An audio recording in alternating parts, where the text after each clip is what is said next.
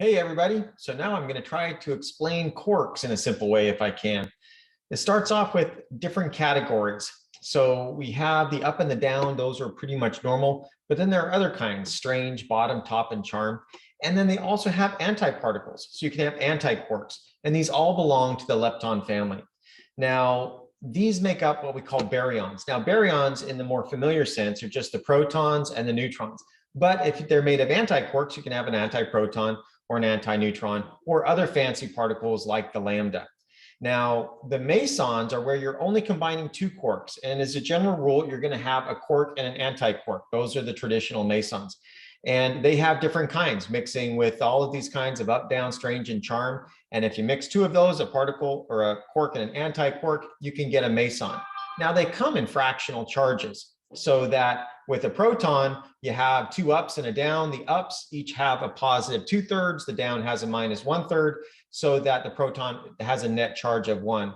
A neutron, on the other hand, has two downs and an up, and so it's got a net charge of 0. Now, these colors here, that's just a special property that we refer to as a conservation. In the same sense that you have charge conservation, you also have other conservation laws that make up what we call the standard model. Now, the reason why we believe this is because when you look at these conservation laws with this property, we've given it the name color, as opposed to charge or gravity or something like that. This thing is conserved, and this allowed us to predict certain particles that existed. And here's an example. As opposed to something like Mendeleev's chart of the elements, when it comes to these particles, if you combine all of the different possibilities, for example, here's a charm, strange, and a down, a charm, strange, and a strange, all of the possible combinations of those make up these symmetry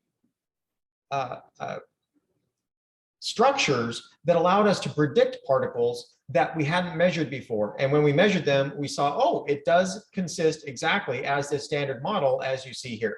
So that's pretty much where we come up with quarks. And then finally, from scattering, from deep inelastic scattering of protons and neutrons and other things, we see that there's structure there. So pretty much this is consistent with everything we've seen, except for some funny stuff like with dark energy or neutrino oscillations or stuff like that. So I hope that was fun and cool. Thanks for watching.